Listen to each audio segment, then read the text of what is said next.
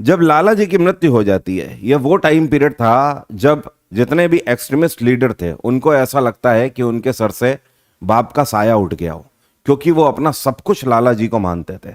लाला जी के एक आदेश पर वो मरने को भी तैयार थे।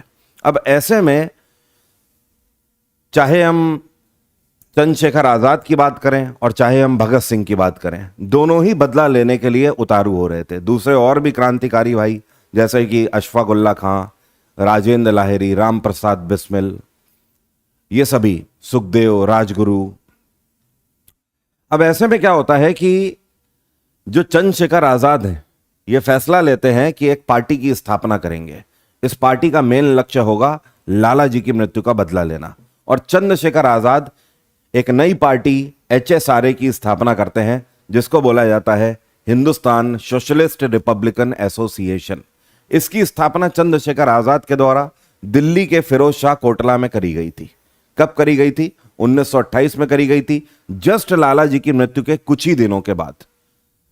इस पार्टी से जुड़ने वाले जो मेन लीडर्स थे, चंद्रशेखर आजाद खुद, भगत सिंह, सुखदेव, राजगुरु, ये सब थे। बटुकेश्वर दत्त भी इसमें थे। जब पार्टी का गठन किया जाता है तो उधर पंजाब में भगत सिंह थे। भगत सिंह को पता लगता है कि जो चंद्रशेखर आजाद हैं उर्फ पंडित जी हैं, उन्होंने एक पार्टी की स्थापना करी हुई है और जो कि आने वाले टाइम पे लाला जी की मृत्यु का बदला लेने वाली है। इस टाइम पर पूरे पंजाब में, क्योंकि लाला जी की मृत्यु के बाद बहुत बुरी स्थिति हो गई थी, लोग बहुत नाराज थे, जगह जगह पर जुलूस निकाले जा रहे थे। अगर ब्रिटिश हुकूमत के सिपाही इधर उधर मिल जा रहे हैं तो पब्लिक उनके ऊपर भी गुस्सा अपना निकाल दे रही है। तो ऐसे में कर्फ्यू लगा दिया गया था जगह जगह पर कि लोग बाहर रोडों पर दिखने नहीं चाहिए। अब ऐसे में वहां से भगत सिंह भेष बदल के निकले। भगत सिंह के दिमाग में बस एक ही चीज चल रही थी कि कैसे भी करके HSRA ज्वाइन करना है, क्योंकि अगर HSRA लाला जी की मृत्यु का बदला ले रही है तो मुझे भी बदला लेना है, और बदला लेने के लिए इसी पार्टी को ज्वाइन करना जरूरी है। और इसके लिए भगत सिंह दिल्ली पहुंचना चाहते हैं। तो सबसे पहले तो उन्होंने वेश बदलने के लिए अपने बाल काटे, क्योंकि सरदार थे, इन्होंने बाल काटे, केश अपने काट दिए, और अपने पिता को एक लेटर भी वहीं पर लिखा अपने घर पे बैठ के इत्मीनान से। उसमें लिखा कि पिताजी, आप मेरी शादी इस उम्र में कराना चाहते हैं, लेकिन आज़ादी मेरी दुल्हन है। मैं इस आज़ादी से ही अपना स्वयंवर रचाना चाहता हूँ, और उसी के लिए मैं अब घर छोड़ के जा रहा हूँ। वो समय आ गया है पिताजी जब आपको अपने भगत पर भरोसा दिखाना होगा, और यही भगत आगे चल के आपका नाम रोशन करेगा। आपका भगत। माँ का ख्याल रखना, बहनों का ख्याल रखना। और बस अपना एक संदूक लेकर रात के अंधेरे में चुपके से निकल पड़े, ट्रेन में बैठे, और पंजाब से कहां पहुंच गए? दिल्ली पहुंच गए। दिल्ली फिरोज शाह कोटला पहुंचे। पूछते पूछते पता लगता है कि हां, HSRA की स्थापना हो रही है।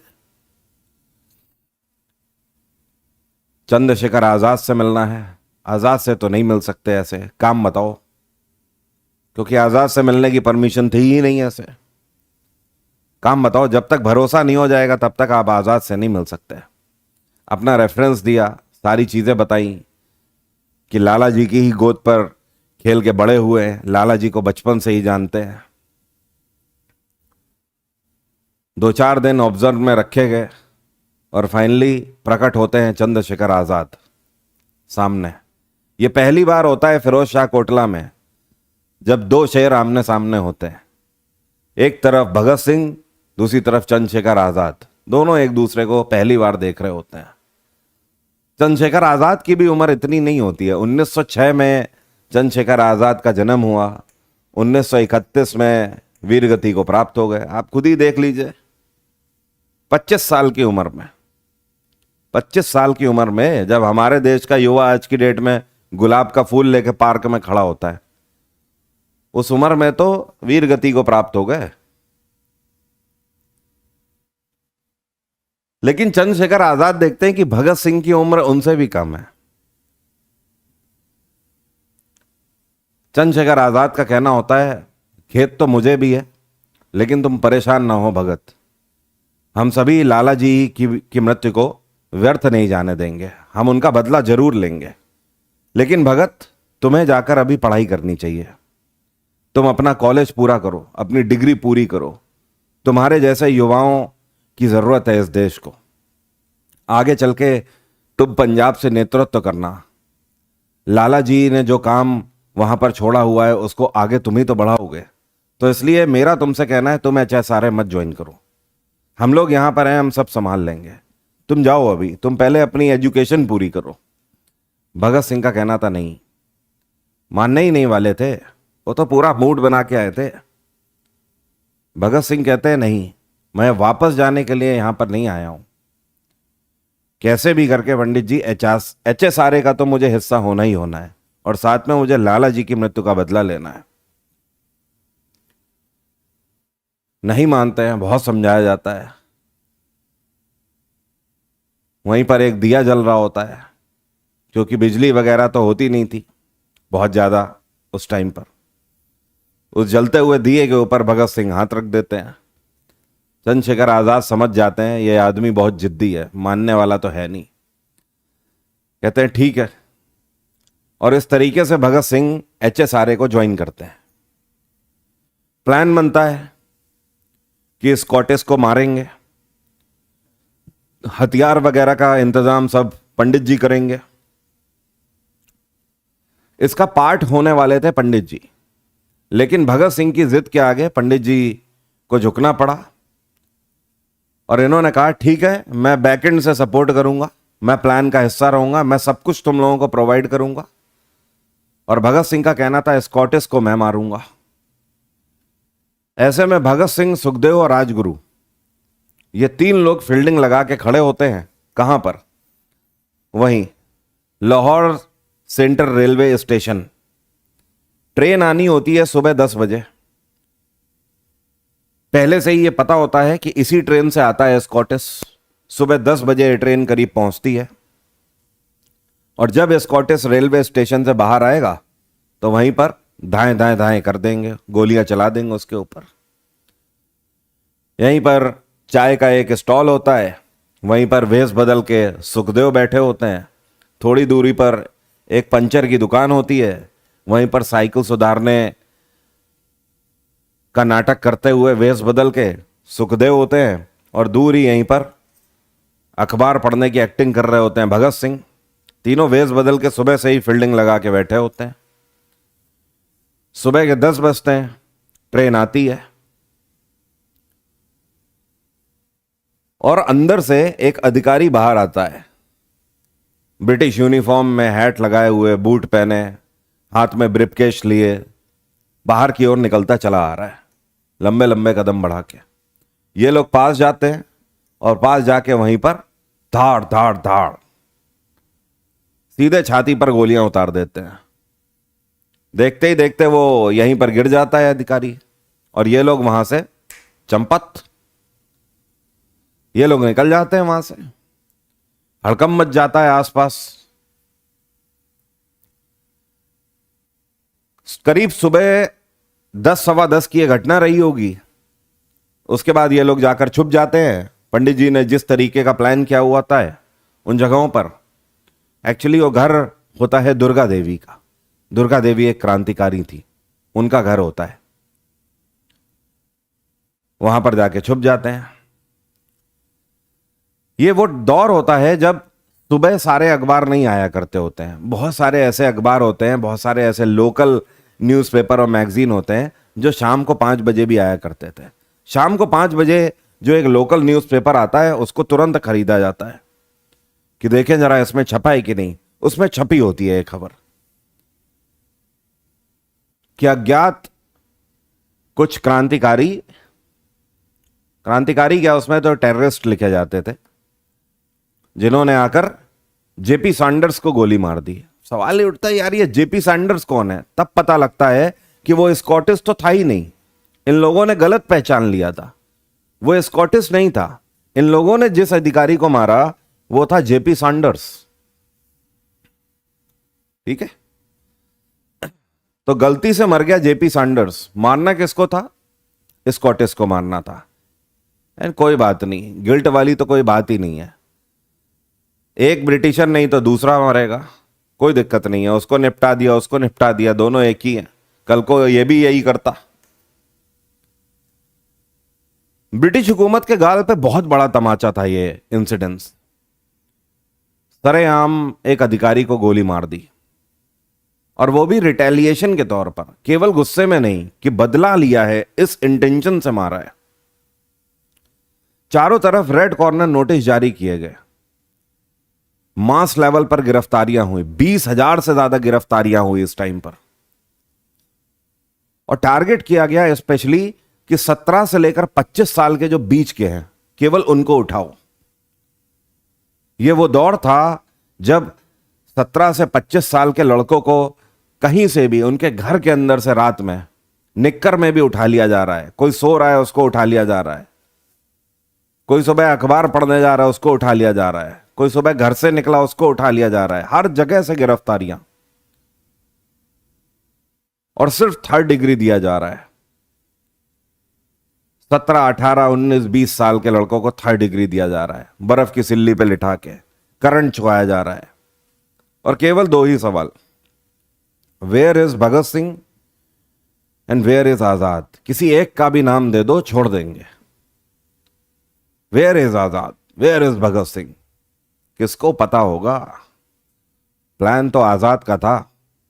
आजाद के प्लान के आगे पूरी ब्रिटिश हुकूमत नतमस्तक हो जाती थी।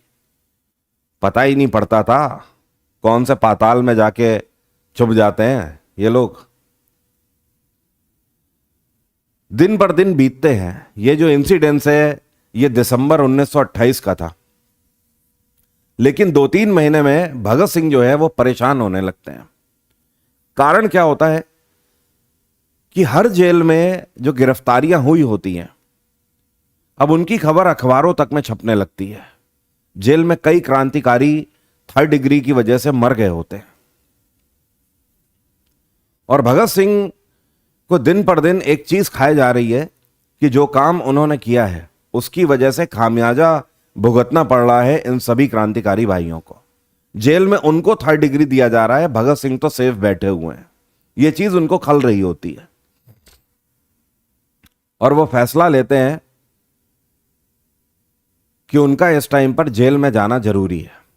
भगत सिंह का कहना होता है, इस टाइम पर मेरा यहां रहना सही नहीं है, मेरी वजह से उन सभी को 3rd डिग्री दी जा रही है, मेरा उन सभी क्रांतिकारी भाइयों के साथ होना इस टाइम पर जरूरी है।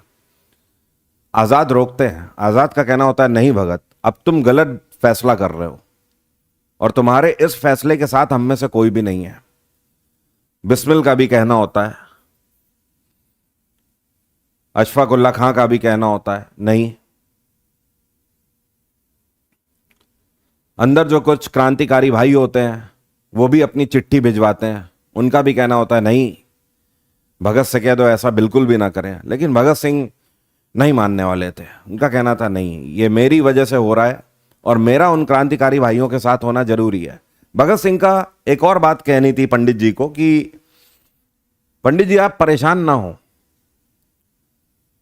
मैं ज्यादा दिन अंदर नहीं रहूंगा, क्योंकि मुझे किसी ने देखा तो है नहीं, मेरे ऊपर चार्जेस ही लगे हुए हैं, और फांसी देने के लिए गवाह की जरूरत होती है। 3 गवाह तो मिनिमम चाहिए, और एक भी गवाह नहीं है ब्रिटिश हुकूमत के पास। बहुत ज्यादा क्या, कुछ महीने मैं अंदर रहूंगा, उसके बाद तो उन्हें रिहा मुझे करना ही पड़ेगा। इस बात पर आजाद कुछ नहीं बोले, और फाइनली भगत सिंह प्लान बनाते हैं कि किस तरीके से सरेंडर करेंगे, और भगत सिंह के साथ बटुकेश्वर दत्त जाते हैं। सुखदेव और राजगुरु की गिरफ्तारी हो चुकी होती है, ठीक है, किसकी? सुखदेव और राजगुरु की हो चुकी है गिरफ्तारी, भगत सिंह नहीं पकड़े गए।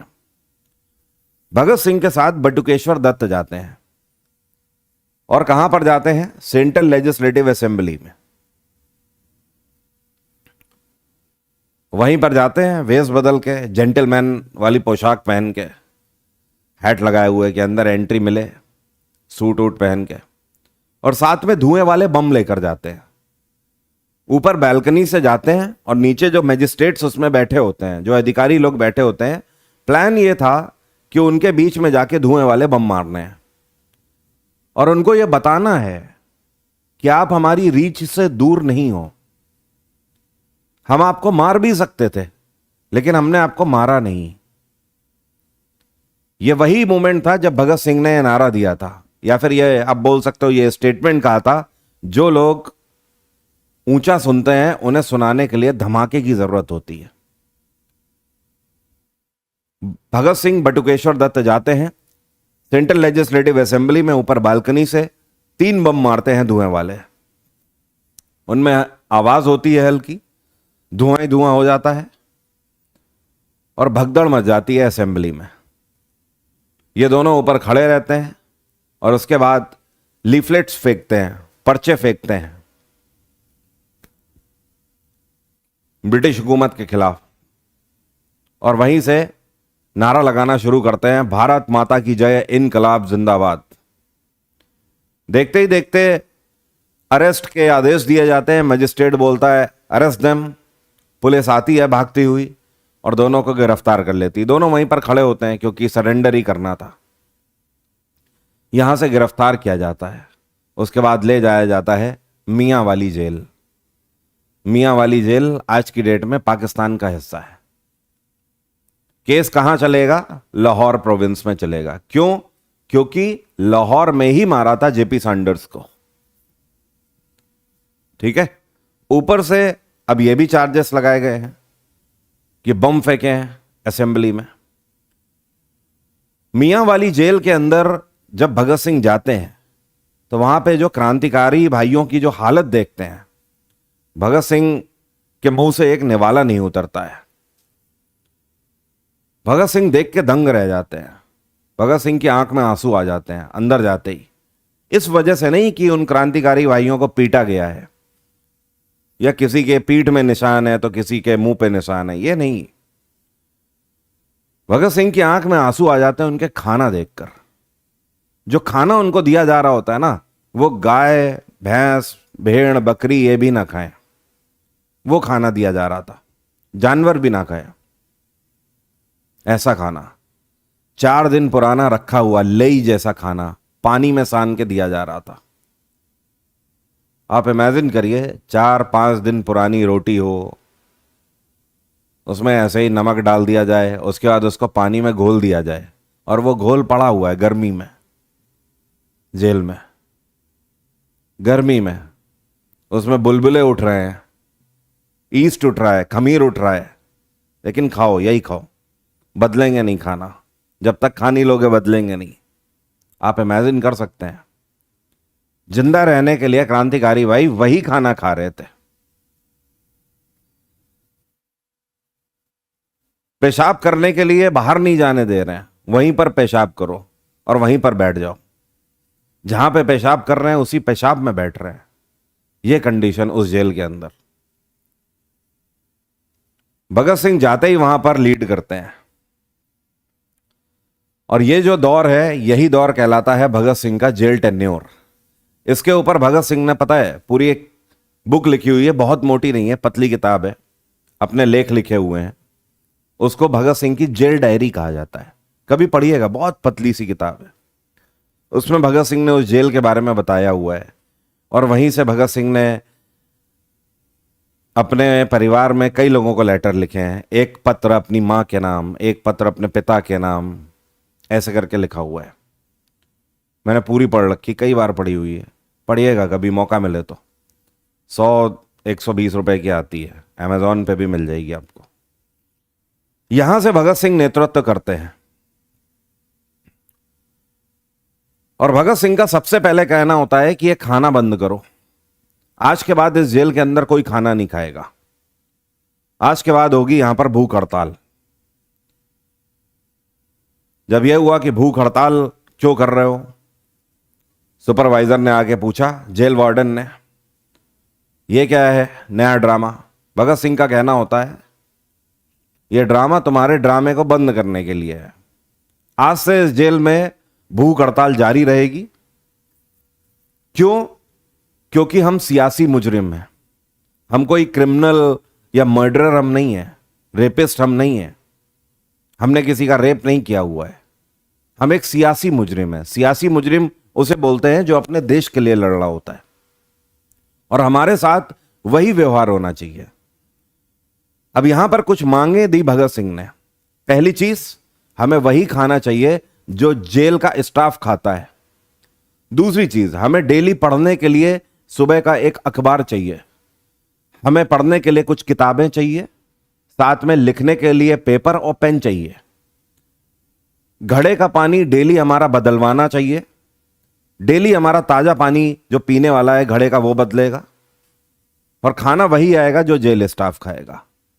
डेली हमारे सेल की क्लीनिंग होनी चाहिए। ये सब कुछ भगत सिंह ने मांगा। ये जो डिमांड्स थी, 5 से 6 डिमांड रखी। अब ऐसे में ब्रिटिश हुकूमत हंस रही होती है। गौरव का कहना है why I am an atheist, हाँ वो एक अलग किताब है, वो भगत सिंह आगे चल के लिखेंगे। वो भगत सिंह तब लिखेंगे जब उन्हें फांसी की सजा सुना दी जाएगी। वो भी बहुत अच्छी है किताब। वो तो मेन ही किताब है। जेल डायरी तो पतली है, वो भी बहुत बड़ी नहीं है। Why I am an atheist वो भी मैंने पढ़ी है, बट जेल डायरी से थोड़ी बड़ी है वो।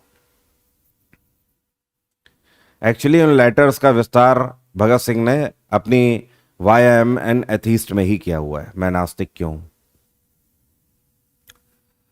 कोई बात नहीं, ब्रिटिश हुकूमत कहती है मत खाओ।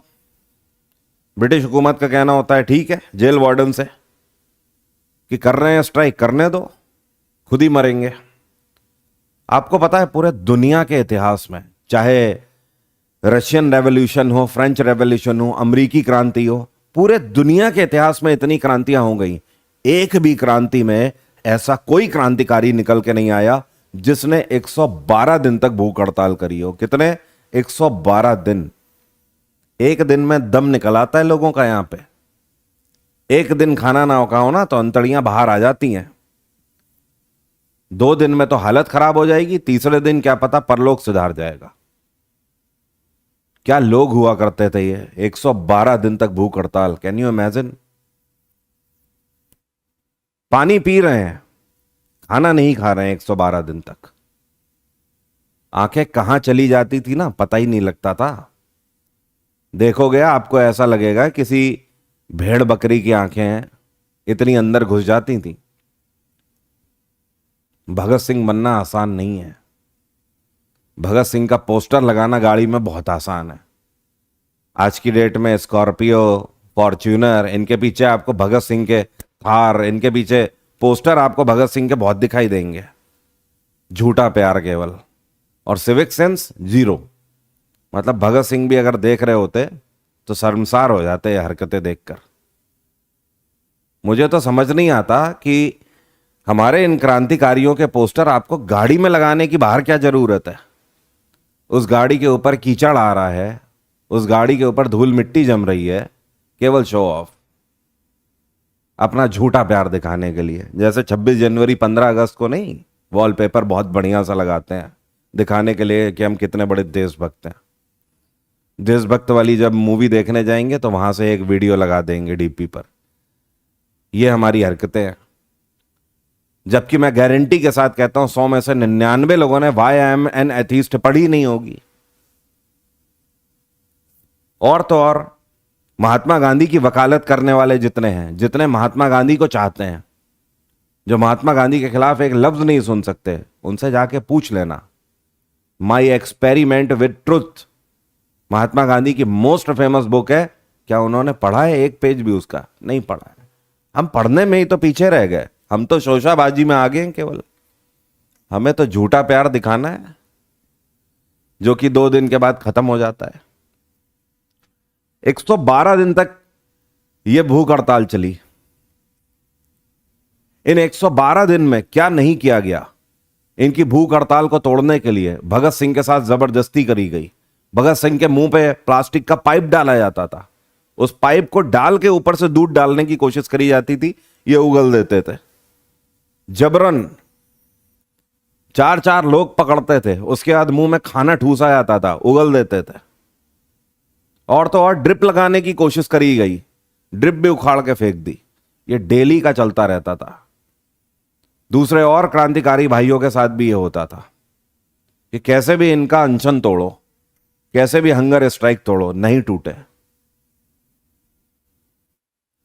और आखिरकार ब्रिटिश हुकूमत को झुकना पड़ा। ब्रिटिश हुकूमत के पाए डगमगा गए थे इस टाइम पे। यह समझ आने लगा था कि ये सब मर जाएंगे, एक भी नहीं बचेगा, और अगर इस लेवल पे ये जेल के अंदर हो गया तो बवाल उठ जाएगा। यहां पे सरकारें बदल जाएंगी। यहां पे वायसराय तक जब ये बात पहुंची ना, तो वायसराय को समझ आने लगा कि वो बुरी हालत हो जाएगी ना, ब्रिटेन में बैठी हुई सत्ता वो हालत कर देगी अगर ये चीज हो गई तो। संभाले नहीं संभलेगा प्रेशर, चाहे फिर पॉलिटिकल प्रेशर हो कांग्रेस का, चाहे किसी का भी हो। और बाहर जनता तो इतनी नाराज वैसे ही बैठी हुई है, अभी साइमन कमीशन की वजह से ही, लाला जी की मृत्यु की वजह से। फाइनली 112 दिन के बाद भूख हड़ताल टूटी, क्योंकि ब्रिटिश हुकूमत ने सारी शर्तें मानी। अब खाना वही मिलेगा जो जेल स्टाफ को दिया जाता है, डेली का वही गर्म खाना, डेली घड़े का पानी बदला जाएगा, लिखने के लिए पेन पेपर, पढ़ने के लिए किताबें, डेली सुबह का एक ताजा अखबार। इतना पूरी परमिशन मानी गई और तब जाकर यह भूख हड़ताल टूटी। अपार्ट फ्रॉम दिस, एजी नूरानी एक व्यक्ति हैं जिनकी एक बेस्ट सेलिंग बुक है। इनकी बुक के हिसाब से इन्होंने बताया हुआ है कि इस टाइम पर होता क्या था कि आपको चार्जेस फ्रेम करने के लिए, चार्जेस तो आपने लगा दिए, लेकिन आप फ्रेम कर रहे हो, वो प्रूफ कैसे होंगे? मतलब आप मोटा मोटा ये मान लो, किसी को फांसी देने के लिए 3 गवाहों की जरूरत होती थी। कोई गवाह ही नहीं मिल रहा था। भगत सिंह के खिलाफ कोई गवाही नहीं दे रहा था। सारे तो अपने क्रांतिकारी भाई, कौन देगा गवाही? लेकिन अब देखो, यहां पर फिर से क्षति पहुंचती है हमें एक बहुत बड़ी। हमारे ही देश का एक व्यक्ति बदल जाता है अपनी बात से, और इनका नाम होता है शोभा सिंह। ये इस वजह से ये टूट जाते हैं, ये इस वजह से ब्रिटिशर्स तो वैसे अलग अलग जितने क्रांतिकारी होते हैं सबको लालच दे रहे होते हैं, तुम हमारे गवाह बन जाओ तुम्हें छोड़ देंगे, तुम हमारे बन जाओ तुम्हें छोड़ देंगे। ये इसी लालच में आ जाते हैं और ये भगत सिंह के खिलाफ गवाही दे देते हैं। अब यहां पे भी ब्रिटिश हुकूमत रूल तोड़ती है। केवल एक गवाह भगत सिंह के खिलाफ मिला है और उसी गवाह के बेसिस पर भगत सिंह को यहां पर फांसी की सजा सुनाई जाती है। इवन भगत सिंह ही नहीं, भगत सिंह, सुखदेव और राजगुरु, इन तीनों को फांसी सुनाई जाती है यहां पर। और यह फांसी की सजा मुकर्रर कौन सी डेट में करी जाती है?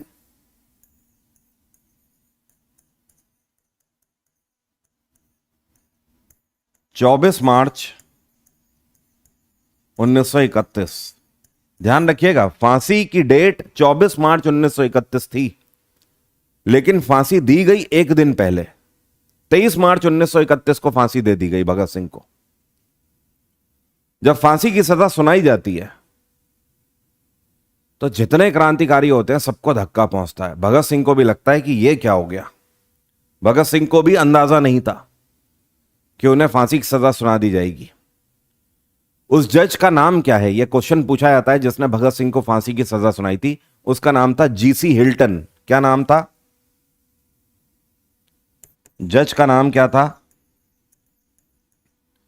GC Hilton. इसी ने सजा सुनाई थी।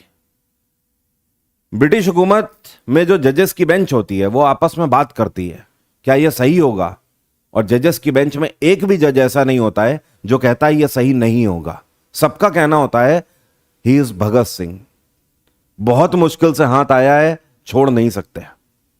अगर छोड़ दिया तो इस बार ऐसा बवाल होगा कि संभाले नहीं संभलेगा। भगत सिंह को नहीं छोड़ सकते, कोई और होता तो छोड़ देते। जब यह आदमी बाहर था तब तो इतना नाक में दम कर रखा था, ऊपर से इस बार मतलब ये जब हंगर स्ट्राइक हुई है ना, तो पूरे भारत भर में भगत सिंह भले ही जेल के अंदर है, लेकिन पूरे भारत भर के अंदर भगत सिंह एक बहुत बड़े हीरो के रूप में उभरे। एक ऐसा दौर आ गया था इस टाइम पे जब भारत का हर एक बच्चा यह बोलता था मैं भगत सिंह बनूंगा। किसी भी बच्चे से पूछो बेटा क्या बनोगे, भगत सिंह बनूंगा, मैं तो भगत सिंह हूं।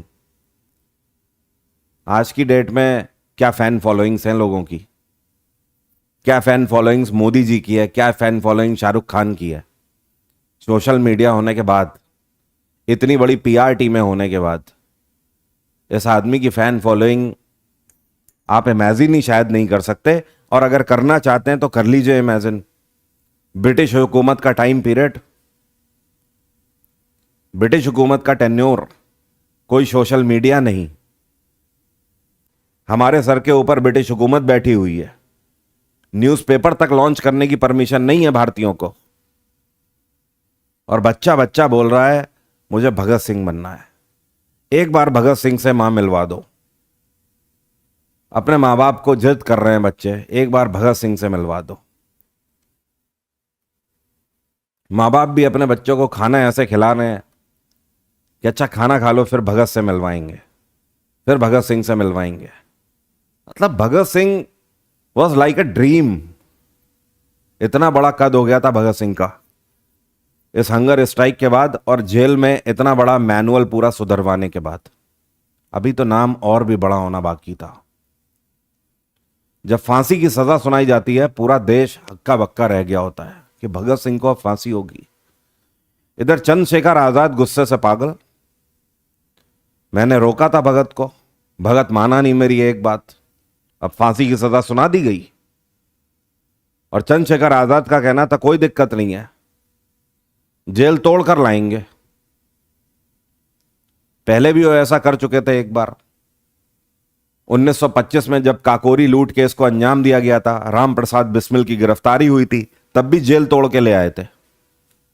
बस अंतर यह था कि वो पुलिस चौकी की कोठरी थी, लेकिन ये पूरा जेल है, इसकी दीवारें बड़ी हैं तो ज्यादा बड़ी प्लानिंग लगेगी, ज्यादा असला बारूद लगेगा। चंद्रशेखर आजाद का कहना होता है भगत सिंह को तो जरूर छुड़ाना है, भगत को नहीं छोड़ सकते, कुछ भी करना पड़े करेंगे, लेकिन भगत सिंह जेल के बाहर आने चाहिए। भगत सिंह के बारे में समझ लेते हैं। 23 साल के केवल थे जब फांसी की सजा दे दी गई। 28 सितंबर 1907 में जन्म हुआ था बंग में। बंग आज की डेट में पाकिस्तान का हिस्सा है। इसके अलावा जो इनकी एजुकेशन है, नेशनल कॉलेज ऑफ लाहौर और दयानंद एंग्लो वैदिक स्कूल सिस्टम से हुई थी। पिता का नाम सरदार किशन सिंह, माता का नाम विद्यावती।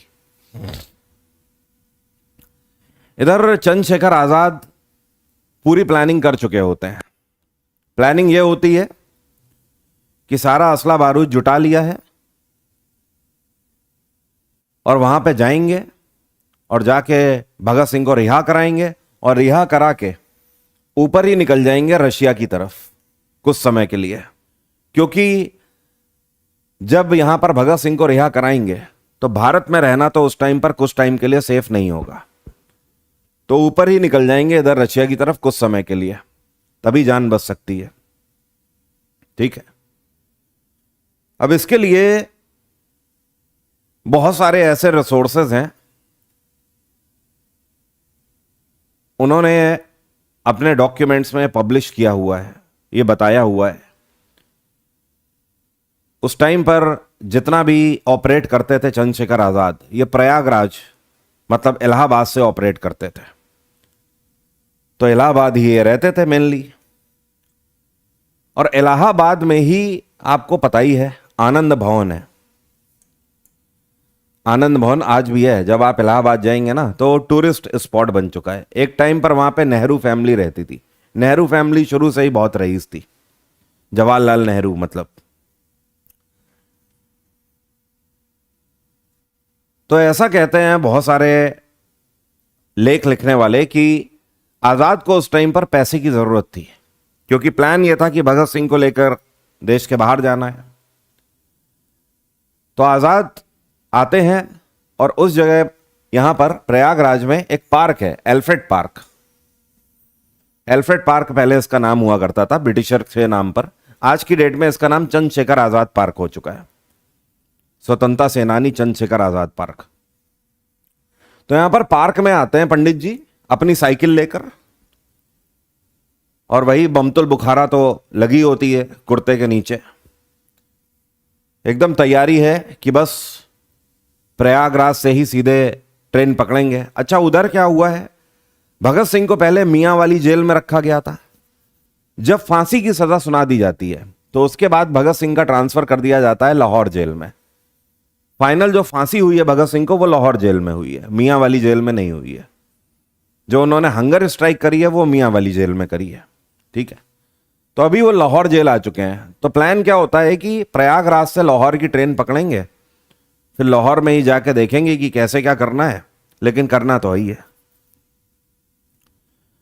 और इसके लिए आज़ाद को पैसे चाहिए होते हैं और उनको मॉनेटरी टर्म में मदद एक ही व्यक्ति कर सकते होते हैं, नेहरू। आज़ाद के साथ एक और क्रांतिकारी भाई होते हैं जिनका नाम था लक्ष्मण भाई। लक्ष्मण भाई को एल्फ्रेड पार्क में रोकते हैं, कहते हैं तुम यहीं पर रुको, ट्रेन की टिकटें लेकर तुम यहीं पर आ जाओ और इसी पार्क में इंतजार करना। लक्ष्मण भाई को अपनी साइकिल भी दे देते हैं कि तुम ये साइकिल मेरी लेते जाओ, मैं आता हूं और यहीं पर मिलेंगे 1 घंटे के बाद। आजाद होके आते हैं आनंद भवन से वापस एल्फ्रेड पार्क में, लक्ष्मण भाई भी यहीं पर मिलते हैं और ये बहुत बड़ा पीपल का पेड़ होता है, बहुत बड़ा पेड़। इसी के नीचे पर यहीं पर साइकिल खड़ी है, दोनों बात कर रहे हैं। आजाद बता रहे हैं कि आगे का जब तक मैं ना आ जाऊं तब तक कैसे यहां पर सारी चीजों का ध्यान रखना, बिल्कुल अंडरग्राउंड रहना, अंग्रेजों के हाथ नहीं आना है बिल्कुल भी, इसलिए बहुत शांति से रहना जब तक मैं ना आ जाऊं वापस। अचानक से हल्की फुल्की हरकत मालूम पड़ने लगती है। ऐसा लगता है आजाद को कि जैसे बड़ा सन्नाटा सा हो रहा हो आसपास। मतलब ये पार्क है, पार्क के आसपास बड़ा सन्नाटा सा फील हो रहा है। चहल पहल अभी तक तो थी, सुबह के करीब 11 बज रहे होते हैं। ऐसा लग रहा था कि अभी तो चहल पहल है, लेकिन अचानक से बड़ा सन्नाटा हो गया, किसी की आवाज ही नहीं आ रही है। कुछ ही सेकंडों में ऐसा लगता है कि जैसे कोई उन्हें देख रहा है। दरअसल हुआ क्या होता है कि किसी ने मुखबरी कर दी थी पास ही की इलाहाबाद की पुलिस चौकी में, और जैसे ही पता लगता है चौकी में कि चंद्रशेखर आजाद इस टाइम पर एल्फ्रेड पार्क में है, देखे गए हैं, अरे भाई साहब कान खड़े, कान खड़े, जितने भी ब्रिटिश ऑफिसर सबके कान खड़े। ऊपर तुरंत टेलीफोन मिलाया जाता है, क्या करना है। वो कहते हैं we don't have to take another chance, कुछ भी है, जितने भी रिसोर्सेज हैं, जाओ अभी जाओ, आजाद पर चांस नहीं ले सकते, तुरंत जाओ। एक्चुअली एल्फ्रेड पार्क के बाहर 8 से 10 गाड़ियां पहुंच चुकी होती है और इन सब में ब्रिटिशर थे, सब ब्रिटिश पुलिसर। और ये जितने भी पुलिस वाले थे, इन्होंने एल्फ्रेड पार्क को चारों तरफ से घेर लिया था और राइफल तनी हुई थी पंडित जी की तरफ। देखने की कोशिश कर रहे थे क्योंकि ये बहुत हैवी पेड़ था, बहुत हैवी पेड़ था जिसके पीछे बैठे हुए थे। पूरे 2-3 आदमी छुप जाए इतना मोटा पेड़ था। हल्का फुल्का एंगल मिल रहा होता है, कोशिश यह होती है कि एक बार जरा कोई पहचान ले ठीक से, उसके बाद, लेकिन घेर के तो रखो ही। चंद्रशेखर आजाद धीमे से छुप के देखते हैं, उन्हें दिख जाते हैं पुलिस वाले वाइट यूनिफॉर्म में। आजाद को समझ आ चुका होता है कि क्या हो गया है। आजाद को समझ आ गया कि उनकी मुखबरी हो चुकी है, फील्डिंग सेट हो चुकी है।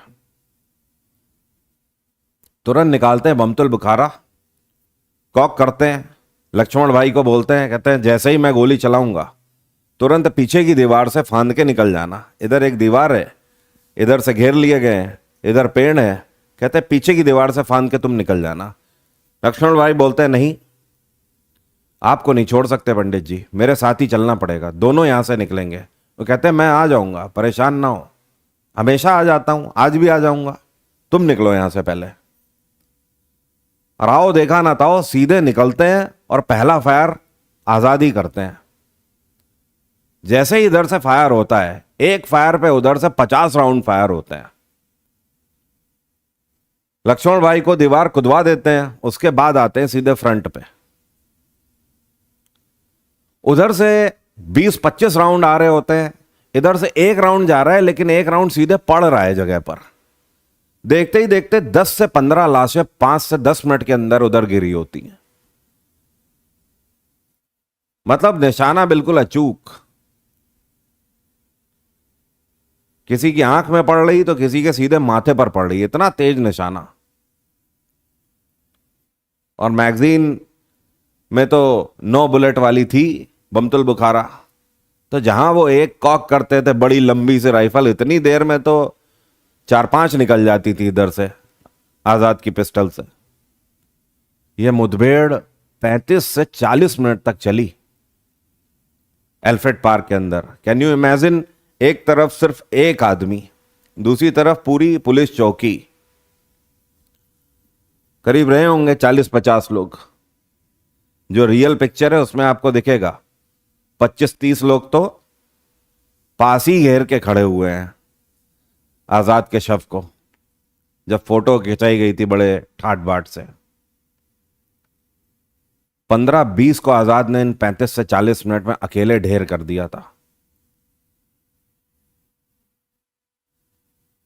एक गोली आजाद ने पहले ही निकाल के रख ली थी और उस गोली पे उन्हीं का नाम लिखा हुआ था। ये जितना भी 35 से 40 मिनट तक शूट एंड साइड चलता है, उसी बीच में एक गोली कब उनकी जान ले चुकी होती है किसी को पता भी नहीं लगता है, क्योंकि गोलियों की आवाजें आ रही हैं। आखिरी गोली बची होती है, आखिरी गोली सीधे लगाते हैं और बस अपने आप से यही कहते हैं, वादा पूरा हुआ आजाद। आजाद पैदा हुआ था, आजाद जिया हूं और आजाद ही मर रहा हूं, और अपने आप को मार लेते हैं। ब्रिटिश हुकूमत को पता ही नहीं है अचानक से इधर इन ब्रिटिशर को कि अचानक से उधर से फायर आना बंद हो गया। फायर आना बंद हो गया, बिल्कुल शांति हो गई। धीमे धीमे करके आगे बढ़ते हैं, पार्क के अंदर एंटर होते हैं, आगे बढ़ते हुए आते हैं, धीमे से छुप के देख रहे हैं यूं करके, कहीं दिख गया दिख गया दिख गया, उधर बैठा है, उधर बैठा है, उधर से घेरो जाके, उधर से जाके घेर रहे हैं पेड़ को। दूर से अब दिख गए, अब पंडित जी यूं बैठे हुए हैं, शव है, जान तो जा चुकी है। एक यहां से पगला दूर से कंकड़ फेंकता है कि कुछ हरकत हो, कोई हरकत नहीं। फिर थोड़ा बड़ा पत्थर लेता है निशाना लेके, अब शायद कुछ हरकत हो, तो पंडित जी के पैर में जाके लगती है वो पत्थर, कोई हरकत नहीं। थोड़ा और पास जाते, कहना आगे बढ़ो आगे बढ़ो आगे बढ़ो, और पास जाते हैं, इधर से पास में आते हैं। उसके बाद सामने का टारगेट मिलता है, एक सीधे छाती पर गोली मारता है चंद्रशेखर आजाद के, धाड़, कोई हरकत नहीं। समझ आ जाता है अरे जान ही नहीं है शरीर में, ये कब हुआ पता ही नहीं लगता किसी को। उसके बाद जाते हैं, देन मीडिया को बुलाया जाता है, और मीडिया को बुलाने के बाद 3 घंटे तक यहां पर फोटोबाजी होती है। 3 घंटे तक, जैसे जंगल में नहीं, शेर को जब पकड़ लेते हैं तो उसके बाद शिकारी अपना फोटो शूट करवाते हैं, बड़ी बड़ी राइफल लेकर सामने खड़े हैं, शेर पड़ा हुआ है ऐसे खड़े होकर, और हमेशा के लिए अपने घरों में लगाते हैं कि देखो हमने शेर मारा था एक दिन। ऐसे यहां पर फोटो खिंचवाई जा रही होती है। ऑफिशियल फोटो आप प्रॉपरली देखेंगे, 25 से 30 पुलिस वाले खड़े हुए हैं, आजाद ऐसे नीचे शव पड़ा हुआ है आजाद का, और यहां पर साइकिल भी खड़ी हुई है, उनकी प्रॉपर साइकिल भी खड़ी करके खिंचवाई है फोटो इन लोगों ने।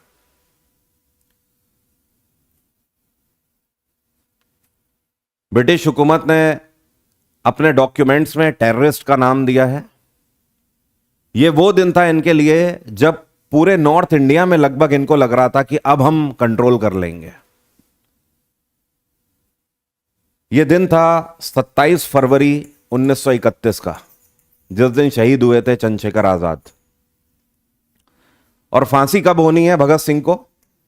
24 मार्च 1931 को। मतलब आप देख रहे हो, लगभग 1 महीने पहले, अगले ही महीने से पहले यही प्लान ही था पंडित जी का कि लगभग 10 मार्च तक तो हम छुड़ा ही लेंगे। चंद्रशेखर आजाद कि मृत्यु के साथ साथ भगत सिंह के छूटने की उम्मीद भी खत्म हो गई। इनके अलावा और कौन छुड़ा सकता था? और कोई नहीं छुड़ा सकता था।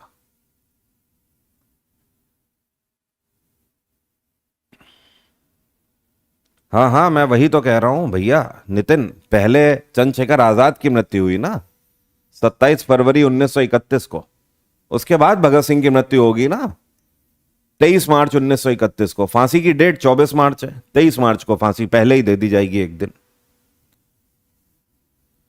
धीमे धीमे करके पूरे इलाहाबाद में खबर फैल जाती है कि चंद्रशेखर आजाद अब नहीं रहे। आपको पता है क्या आलम था? घरों से लोग निकल के आ रहे थे। उनके शव को तो वहां से तुरंत ब्रिटिशर उठा के ले गए थे कि शव को यहां पर नहीं छोड़ सकते, क्योंकि फोटोबाजी भी करनी है, प्रॉपर फिर शव के भी फोटो लेने हैं, उसे डॉक्यूमेंट करना है और उसको फिर ब्रिटेन भी पहुंचाना है। इसलिए पहले तो ये लोग शव को ले गए थे, पहले शव को नहीं दिया, बाद में शव को दिया था एक दिन बाद।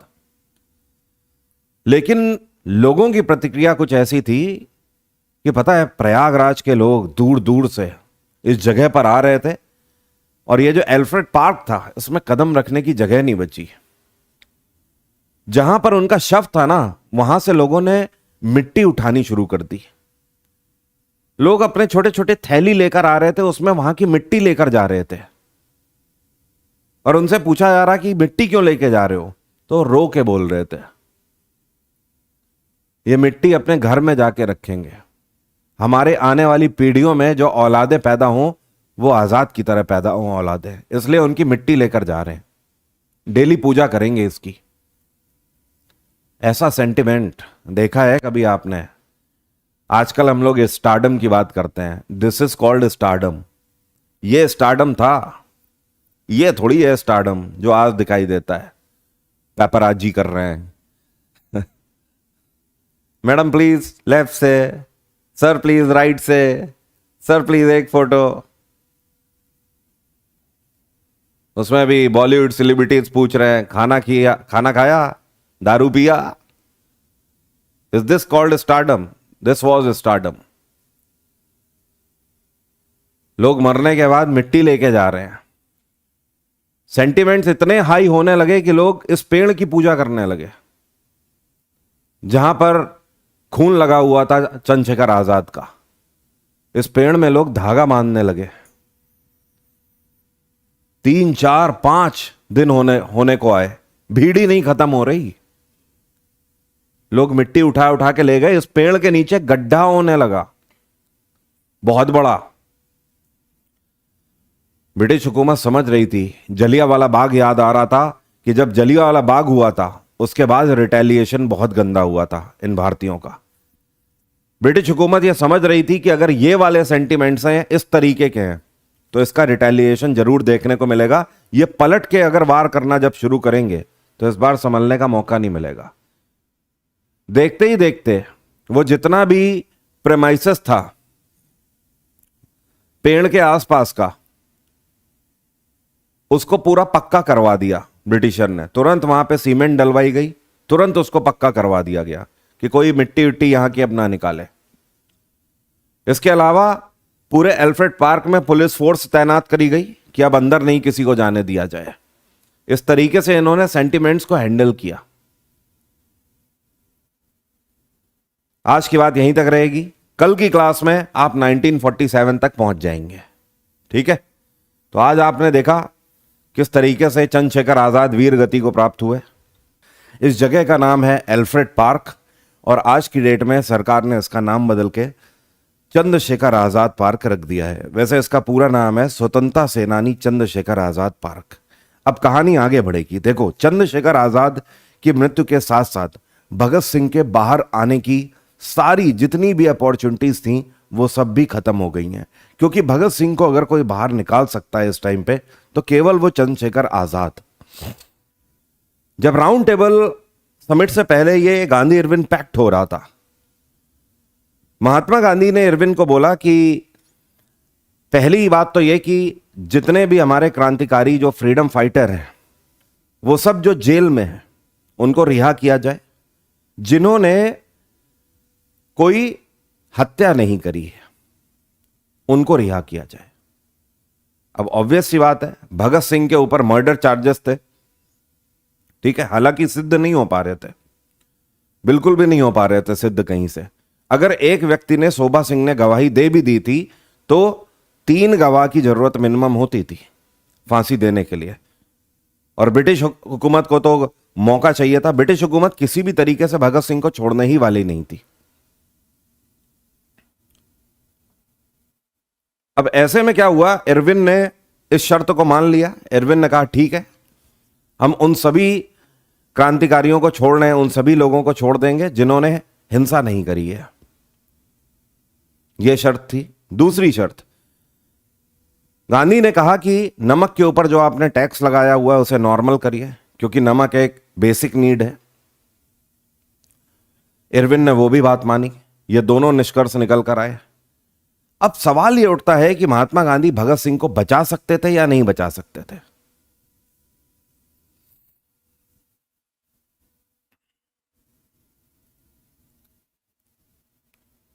यह सबसे बड़ी प्रॉब्लम फंस जाती है कि महात्मा गांधी क्यों नहीं बचाए। अब देखिए, पहली बात आप समझिए, महात्मा गांधी लॉयर थे, बैरिस्टर थे। इस वजह से महात्मा गांधी के ऊपर यह एलिगेशन लगाया जाता है कि महात्मा गांधी चाहते तो भगत सिंह का केस लड़ सकते थे।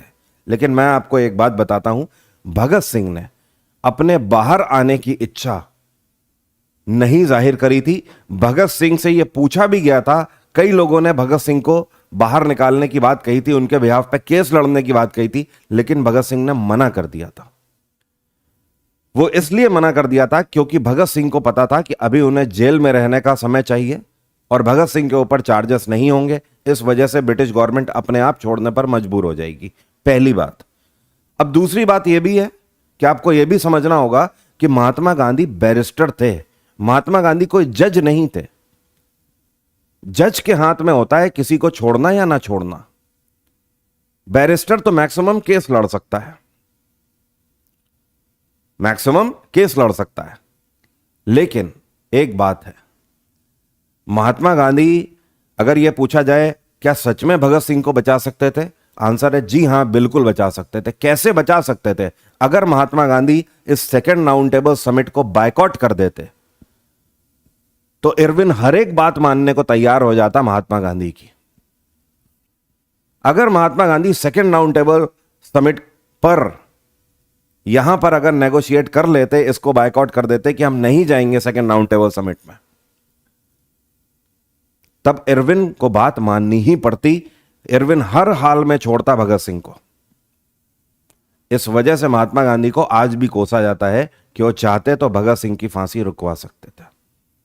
उसके बाद इरविन के पास कोई चारा नहीं बचता, उसको अपनी वीटो पावर यूज करनी पड़ती और वो भगत सिंह को रिहा करता। लेकिन महात्मा गांधी ने यहां पर यह बात कही ही नहीं। यह एक सबसे बड़ा प्रॉब्लम है। इस टाइम पर एक जज हुआ करते थे जो कि भारतीय जज थे, उनका नाम था आगा खान अहमद।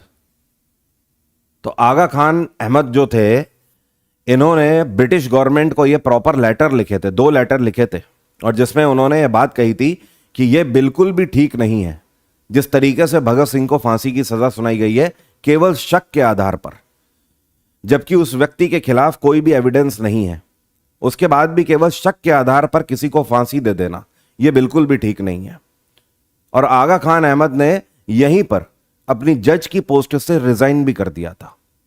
जब आगा खान अहमद ऐसा कर सकते थे तो महात्मा गांधी यहां पर बायकॉट नहीं कर सकते थे। इस वजह से गांधी को आज भी कोसा जाता है। इस वजह से एक्सट्रीमिस्ट ग्रुप और जो मॉडरेट ग्रुप है उनके बीच में कई बार तनातनी आप देखेंगे कि Mahatma Gandhi could do this thing. हालांकि अब आप देखिए फांसी कितनी पास है। 5 मार्च 1931 को गांधी इरविन पैक्ट हुआ है और 23 मार्च 1931 को भगत सिंह को फांसी दे दी गई है।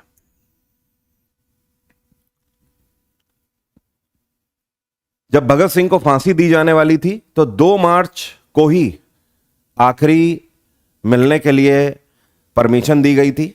2 मार्च के बाद से भगत सिंह से कोई नहीं मिला था।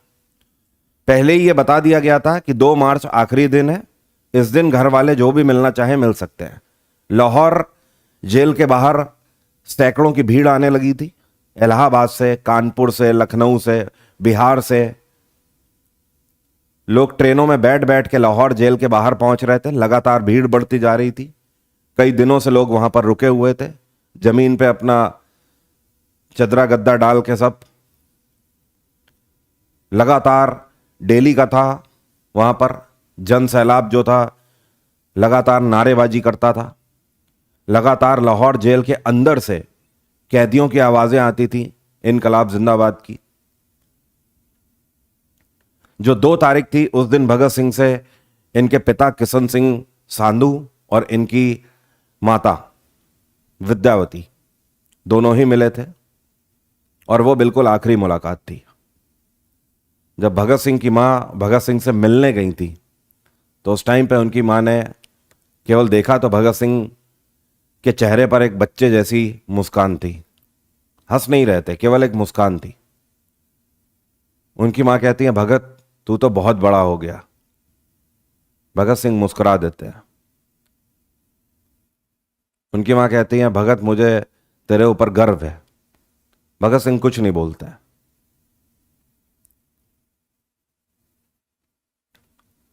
फिर थोड़ी देर की चुप्पी के बाद भगत सिंह बोलते हैं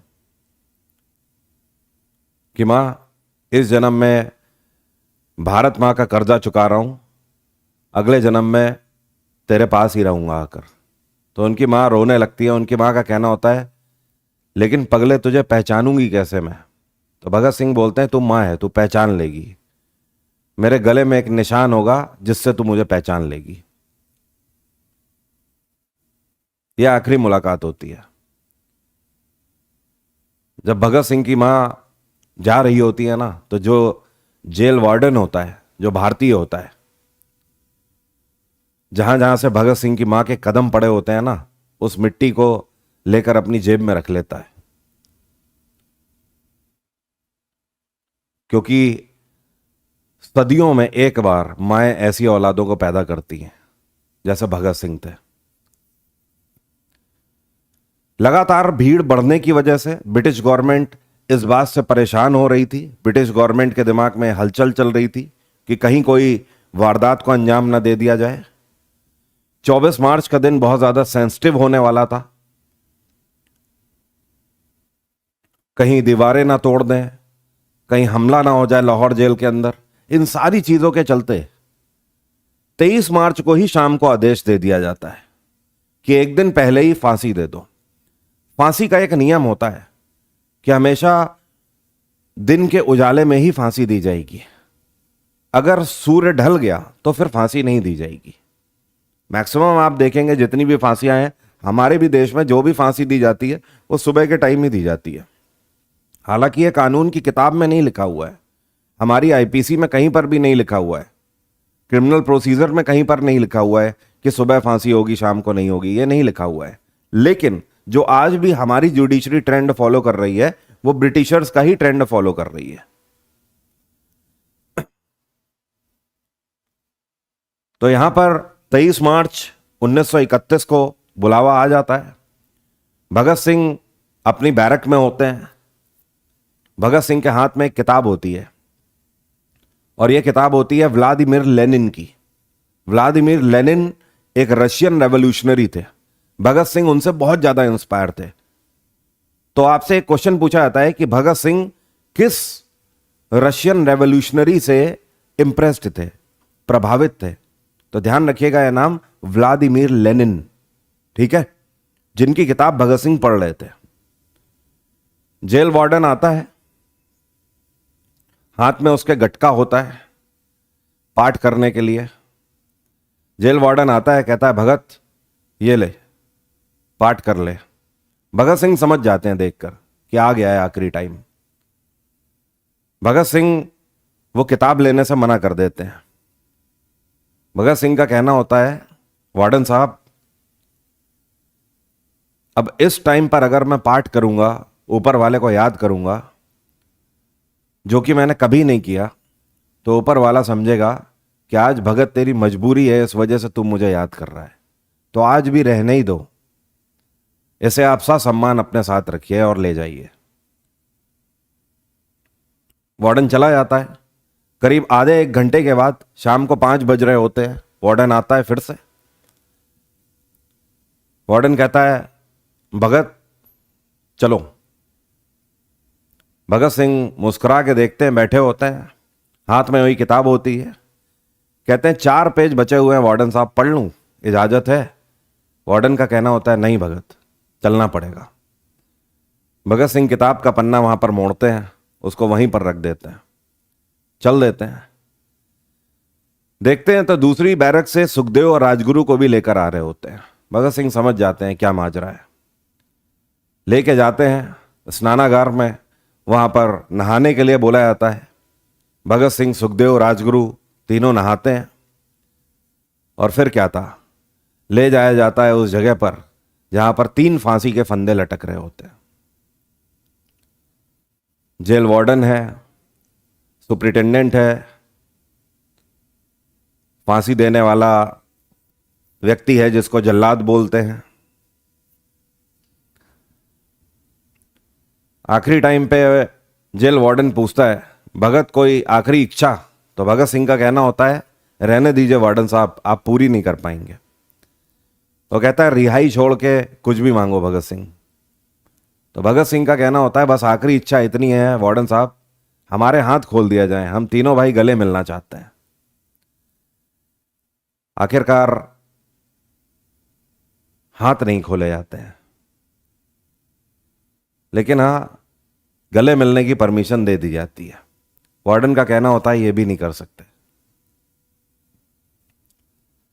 तीनों भाई ऐसे ही गले मिलते हैं, हाथ में हथकड़ी यूं करके, और तीनों ऐसे उछल रहे होते हैं खुशी से कि जैसे छोटे बच्चे को मेला लेके जाओ ना, ऐसे जो छोटा बच्चा खुश होता है, या उसे खिलौने दिलाने ले जाओ।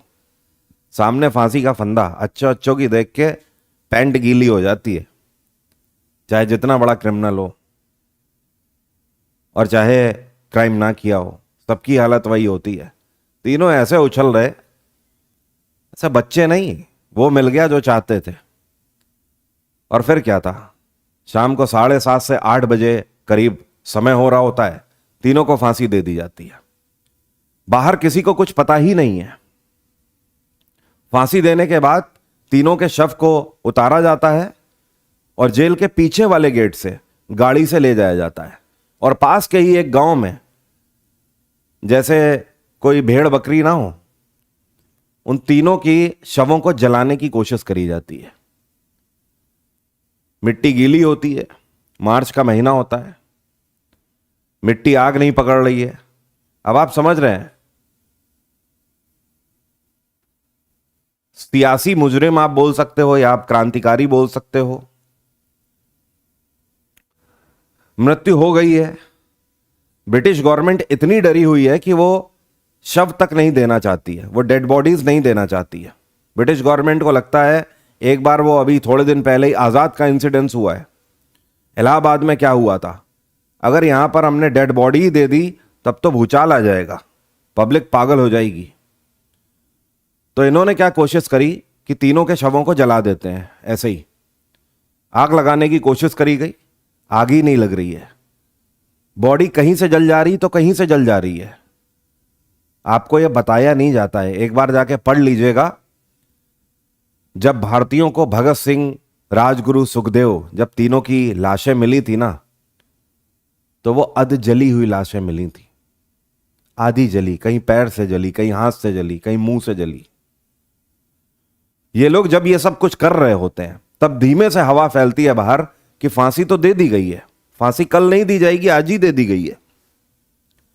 और उस गांव में जो गांव वाले होते हैं, उनकी नजर पड़ती है कि यहां पे ये लोग क्या कर रहे हैं, अंधेरे में किसको जलाने की कोशिश कर रहे हैं। तो धीमे धीमे करके वहीं पर खबर फैल जाती है, पूरा का पूरा गांव आ जाता है मशाले लेकर झुंड में। तब इनको वहां से भागना पड़ता है, लेकिन ये लोग भाग नहीं पाते हैं, इनको वहीं पर पकड़ लिया जाता है और वहीं पर पब्लिक पीट पीट के मार देती है। इतना गुस्सा होता है पब्लिक में। लेकिन इस कंडीशन में तीनों की डेड बॉडीज मिली थी। जैसे और आजाद जैसे और सुभाष चंद्र बोस जैसे ना होते, तो ये आजादी हमें ऐसे मिलने नहीं वाली थी। ये ब्रिटिशर हमें सेकेंड वर्ल्ड वॉर के बाद भी लल्लू बनाते। तो हमें समझना पड़ेगा दोनों एक दूसरे के पूरक थे। इन सबको जगाने का काम महात्मा गांधी ने किया। आप कुछ भी बोल लीजिए। एक और बात आपको यहीं पर मैं क्लियर कर देता हूं सबको। कई लोग बोलते हैं व्हाट्सएप यूनिवर्सिटी का ज्ञान क्या चलता है, महात्मा गांधी ने पाकिस्तान बनवा दिया। अरे भाई साहब, कौन सी किताबें पढ़ ली हैं आपने? महात्मा गांधी ने पाकिस्तान बनवा दिया। वो आदमी उस टाइम पे बैठा प्रोटेस्ट कर रहा था। वो आदमी भूखा प्यासा बैठा था जिस टाइम पे पाकिस्तान बन रहा था। जवाहरलाल नेहरू भी पाकिस्तान बनाने के फेवर में नहीं थे। किताबें पढ़िए पहले जाकर। लेकिन जवाहरलाल नेहरू को मनाया किसने था? माउंटबेटन ने मनाया था। और पता है, महात्मा गांधी को माउंटबेटन भी नहीं मना पाया था। माउंटबेटन से भी नहीं माने थे महात्मा गांधी। लेकिन नेहरू के हाथ में कांग्रेस की सत्ता आ रही थी। इस वजह से नेहरू फाइनली माने, क्योंकि नेहरू को पता था यह डेडलॉक की सिचुएशन है। सीआर फॉर्मूला आ गया था, जिसको बोलते हैं, जो आपके चक्रवर्ती राजगोपालाचारी फॉर्मूला लेकर आए थे। उस फॉर्मूला में उन्होंने क्या कहा था? उन्होंने कहा था कि ठीक है, मोहम्मद अली जिन्ना एक मुस्लिम स्टेट की मांग कर रहे हैं। जब ये डेडलॉक की कंडीशन है, कांग्रेस बोल रही है बंटवारा नहीं होगा, मुस्लिम लीग बोल रही है बंटवारा चाहिए हमें, तो this is called deadlock situation. ऐसे में सीआर फॉर्मूला ने क्या कहा? उन्होंने यह कहा कि ठीक है, वोटिंग करा ली जाए, और वोटिंग कराने पर अगर यह आ जाता है तो मुस्लिम स्टेट दे दो। अब मोहम्मद अली जिन्ना ने सीआर फॉर्मूला को नहीं माना था। क्यों नहीं माना था? क्योंकि मोहम्मद अली जिन्ना ने कहा कि सीआर फॉर्मूले में जो ओवरऑल वोटिंग की बात करी जा रही है, उसमें मुस्लिम के साथ साथ दूसरे भी धर्म के लोग हैं। और जिन्ना को यह पता था ऐसे वोटिंग हुई तो मुस्लिम स्टेट के लिए मेजॉरिटी आ ही नहीं पाएगी, क्योंकि मुसलमान मेजॉरिटी में है ही नहीं। और जितने भी हिंदू और सिख हैं वो सब तो बंटवारा ना करने के फेवर में थे। सबका कहना था पाकिस्तान नहीं बनेगा। इस वजह से जिन्ना ने बैकआउट कर दिया था सीआर फॉर्मूले को। पता ही नहीं होता हम लोगों को, बस हम लोग बोल देते हैं महात्मा गांधी ने बंटवारा करा दिया। से महात्मा गांधी को तो माउंटबेटन जाते जाते तक मना नहीं पाया था। मना ही नहीं पाया, एड़ी चोटी का जोर लगा दिया।